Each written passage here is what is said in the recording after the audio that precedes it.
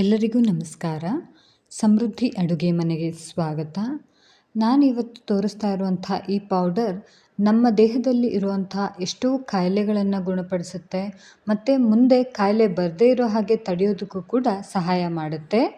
ರೋಗ ಬಂದಮೇಲೆ ಅದನ್ನು ವಾಸಿ ಮಾಡೋದಕ್ಕೆ ಒದ್ದಾಡೋದಕ್ಕಿಂತ ಅದನ್ನು ಬರದೇ ಇರೋ ರೀತಿ ನಾವು ಮೊದಲೇ ಹುಷಾರಾಗಿ ಈ ರೀತಿ ಒಂದು ಹೋಮ್ ರೆಮಿಡೀಸ್ ಮುಖಾಂತರ ನಮ್ಮ ದೇಹದ ಒಂದು ಇಮ್ಯುನಿಟಿ ಪವರ್ನ ಇಂಪ್ರೂವ್ ಮಾಡ್ಕೊಳ್ಳೋದು ತುಂಬಾ ಮುಖ್ಯ ಆಗುತ್ತೆ.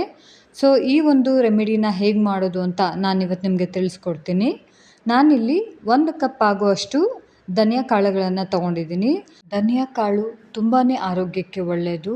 ನೀವು ಆನ್ಲೈನ್ನಲ್ಲಿ ಸರ್ಚ್ ಮಾಡಿದ್ರೆ ಅದರ ಎಷ್ಟೋ ಬೆನಿಫಿಟ್ಸ್ ನಿಮಗೆ ಗೊತ್ತಾಗುತ್ತೆ. ನಮ್ಮ ದೇಹದಲ್ಲಿರುವಂಥ ಎಷ್ಟೋ ಕಾಯಿಲೆಗಳನ್ನು ಗುಣಪಡಿಸೋದಕ್ಕೆ ಮತ್ತು ಶುಗರ್ ಕಂಟ್ರೋಲ್ ಮಾಡೋದಕ್ಕೆ, BP ಕಂಟ್ರೋಲ್ ಮಾಡೋದಕ್ಕೆ, ಹಾಗೆ ನಮ್ಮ ದೇಹದ ಉಷ್ಣತೆಯನ್ನು ಕೂಡ ಕಡಿಮೆ ಮಾಡೋದಕ್ಕೆ ಈ ಒಂದು ಕಾಳುಗಳು ಸಹಾಯ ಮಾಡುತ್ತೆ. ಈಗ ಒಂದು ಪಾತ್ರೆನ ನಾನು ಬಿಸಿ ಮಾಡೋದಕ್ಕೆ ಇಟ್ಟಿದ್ದೆ. ಅದರಲ್ಲಿ ನಾನು ತಗೊಂಡಿದ್ದಂಥ 1 ಕಪ್ ಆಗುವಷ್ಟು ಧನಿಯಾ ಕಾಳುಗಳನ್ನು ಹಾಕ್ಕೊಳ್ತಾ ಇದ್ದೀನಿ. ಅದಕ್ಕೆ ಇನ್ನು 1/4 ಕಪ್ ಆಗುವಷ್ಟು ಸೋಂಪು ಕಾಳನ್ನು ಹಾಕ್ಕೊಳ್ತಿದ್ದೀನಿ. ಸೋಂಪು ಕಾಳು ಹಾಗೂ ಧನಿಯಾ ಕಾಳು ತುಂಬ ತಂಪಿನ ಒಂದು ಗುಣವನ್ನು ಹೊಂದಿರೋದ್ರಿಂದ ನಮ್ಮ ದೇಹದಲ್ಲಿ ಇರುವಂಥ ಉಷ್ಣತೆಯನ್ನು ಕಡಿಮೆ ಮಾಡೋದಕ್ಕೆ ಸಹಾಯ ಮಾಡುತ್ತೆ. ನೋಡಿ, ಈ ರೀತಿ ನಾವು ಮಿಕ್ಸ್ ಮಾಡ್ಕೊಳ್ತಾ ಇದರಲ್ಲಿರುವಂತಹ ಹಸಿ ವಾಸನೆ ಹೋಗೋವರೆಗೂ ಈ ರೀತಿ ಫ್ರೈ ಮಾಡ್ಕೊಳ್ಬೇಕು. ಮೀಡಿಯಂ ಫ್ಲೇಮಲ್ಲಿ ಇಟ್ಕೊಂಡು ಈ ರೀತಿ ಹುರ್ಕೊಳ್ಬೇಕು. ಯಾರೆಲ್ಲ ನನ್ನ ಚಾನಲ್ನ ಸಬ್ಸ್ಕ್ರೈಬ್ ಮಾಡಿಲ್ಲ, ದಯವಿಟ್ಟು ಸಬ್ಸ್ಕ್ರೈಬ್ ಮಾಡಿ. ಹಾಗೆ ನಿಮಗೆ ಈ ರೆಸಿಪಿ ಇಷ್ಟ ಆಯಿತು ಅಂದರೆ ಲೈಕ್, ಶೇರ್ ಮತ್ತು ಕಮೆಂಟ್ ಮಾಡೋದನ್ನು ಮರಿಬೇಡಿ. ನೋಡಿ, ಈ ರೀತಿ ಇದರಲ್ಲಿರುವಂಥ ಹಸಿ ವಾಸನೆ ಎಲ್ಲ ಹೋಗಿ ಈ ರೀತಿ ಒಂದು ಒಳ್ಳೆ ಘಮ ಬರುತ್ತೆ. ಈಗ ಇದನ್ನು ಚೆನ್ನಾಗಿ ಹುರ್ಕೊಂಡಿದ್ದೀವಿ. ಈಗ ಗ್ಯಾಸನ್ನು ಆಫ್ ಮಾಡಿಕೊಂಡು ಇದನ್ನು ಹೀಗೆ ಹಾರೋದಕ್ಕೆ ಬಿಡಬೇಕು. ನೋಡಿ, ಈ ರೀತಿ ಆರಿದ ನಂತರ ನೋಡಿ ಒಂದು ತಟ್ಟೆನಲ್ಲಿ ಹಾಕ್ಕೊಂಡು ಆರಿಸ್ಕೊಳ್ಬೇಕು. ಈಗ ನಾನು ಒಂದು ಸಣ್ಣದಾದಂತಹ ಪುಡಿ ಮಾಡುವಂಥ ಮಿಕ್ಸಿ ಜಾರನ್ನ ತಗೊಂಡು ಅದಕ್ಕೆ ಈ ಒಂದು ಕಾಳುಗಳನ್ನು ಹಾಕ್ಕೊಳ್ತಾ ಇದ್ದೀನಿ. ನೋಡಿ, ಈ ರೀತಿ ಹಾಕ್ಕೊಂಡು ಇದನ್ನು ಸಂಪೂರ್ಣವಾಗಿ ಆರಿದ ಮೇಲೇ ಈ ರೀತಿ ಮಿಕ್ಸಿ ಜಾರ್ಗೆ ಹಾಕ್ಕೊಳ್ಳಿ. ಈಗ ಇದನ್ನು ನಾವು ನಮಗೆ ಎಷ್ಟು ಸಾಧ್ಯನೋ ಅಷ್ಟು ಸಣ್ಣದಾಗಿ ಪೌಡರ್ ರೀತಿ ಮಾಡ್ಕೊಳ್ಬೇಕು. ನೋಡಿ, ಈ ರೀತಿ ಪೌಡ್ರ್ ರೀತಿ ಮಾಡಿಕೊಂಡಾಗ ನಿಮಗೆ ಯಾವುದು ವೇಸ್ಟ್ ಆಗಲ್ಲ. ಅದರಿಂದ ಈ ರೀತಿ ಫೈನಾಗಿ ತುಂಬ ಸಾಫ್ಟಾಗಿ ನಾವು ಪೌಡರ್ ರೀತಿ ಮಾಡ್ಕೊಳ್ಬೇಕು. ಈಗ ತಾನೇ ನಾವು ಮಿಕ್ಸಿನಲ್ಲಿ ಹಾಕಿರೋದ್ರಿಂದ ತುಂಬ ಬಿಸಿ ಇದೆ.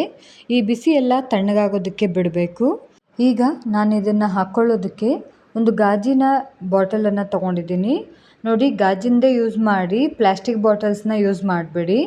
ಈ ರೀತಿ ಗಾಜಿನದಲ್ಲಿ ಹಾಕಿಟ್ಟಾಗ ತುಂಬ ದಿನ ಬಾಳಿಕೆ ಬರುತ್ತೆ ಮತ್ತು ಏನೂ ಕೂಡ ಕೆಡೋದಿಲ್ಲ. ತುಂಬ ದಿನ ನಾವು ಎಷ್ಟೇ ದಿನ ಇಟ್ಕೊಂಡ್ರೂ ಕೂಡ ಇದನ್ನು ಯೂಸ್ ಮಾಡ್ಕೊಳ್ಬೋದು. ನೋಡಿ, ಈ ಒಂದು ಪೌಡರ್ನ ಈ ರೀತಿ ಗಾಜಿನ ಬಾಕ್ಸ್ನಲ್ಲಿ ಹಾಕಿಟ್ಕೊಳ್ಬೇಕು.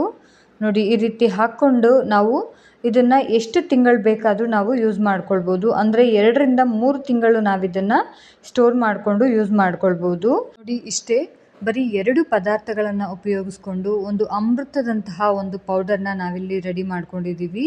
ಈ ಪೌಡರ್ನ ಯೂಸ್ ಮಾಡ್ತಾ ಮಾಡ್ತಾ ನಿಮಗೆ ಇದ್ರ ಬೆನಿಫಿಟ್ ಗೊತ್ತಾಗುತ್ತೆ. ಬರೀ 1 ವಾರ ಯೂಸ್ ಮಾಡಿ ಸಾಕು, ಇದರಲ್ಲಿರೋಂಥ ಬೆನಿಫಿಟ್ ನಿಮಗೆ ಅರ್ಥ ಆಗ್ತಾ ಹೋಗುತ್ತೆ. ಅಷ್ಟೊಂದು ಬೆನಿಫಿಟ್ಸ್ನ ನೀವು ಇದರಲ್ಲಿ ನೋಡಬಹುದು. ನೋಡಿ, ಹೀಗೆ 1 ಟೇಬಲ್ ಸ್ಪೂನ್ ಆಗುವಷ್ಟು ಈ ಒಂದು ಪೌಡರ್ನ ಹಾಕ್ಕೊಂಡು ಇದಕ್ಕೆ 1 ಗ್ಲಾಸ್ ಆಗೋಷ್ಟು ನೀರನ್ನು ಹಾಕ್ಕೊಂಡು, ಹಾಗೆ ಇದಕ್ಕೆ ನಾನು ಈ ಒಂದು ಹಂತದಲ್ಲಿ ಸ್ವಲ್ಪ ಕಲ್ಲು ಸಕ್ಕರೆಯನ್ನು ಪುಡಿ ಮಾಡಿಕೊಂಡು ಬಳಸ್ತಾ ಇದ್ದೀನಿ. ನೀವು ಕಲ್ಲು ಸಕ್ಕರೆನೇ ಬಳಸಿ, ನಾರ್ಮಲ್ ಸಕ್ಕರೆ ಆಗಿರ್ಬೋದು ಅಥವಾ ಬೆಲ್ಲ ಆಗಿರ್ಬೋದು, ಯಾವುದನ್ನು ಕೂಡ ಯೂಸ್ ಮಾಡಬೇಡಿ. ಧನಿಯಾ ಕಾಳು, ಸೋಂಪು ಕಾಳು ಮತ್ತು ಈ ಒಂದು ಕಲ್ಲು ಸಕ್ಕರೆ ಎಲ್ಲವೂ ಕೂಡ ತಂಪಿನ ಗುಣ ಹೊಂದಿರೋದ್ರಿಂದ ನಮ್ಮ ದೇಹದಲ್ಲಿರುವಂಥ ಉಷ್ಣತೆಯನ್ನು ಕೂಡ ಕಡಿಮೆ ಮಾಡೋದಕ್ಕೆ ತುಂಬ ಸಹಾಯ ಮಾಡುತ್ತೆ.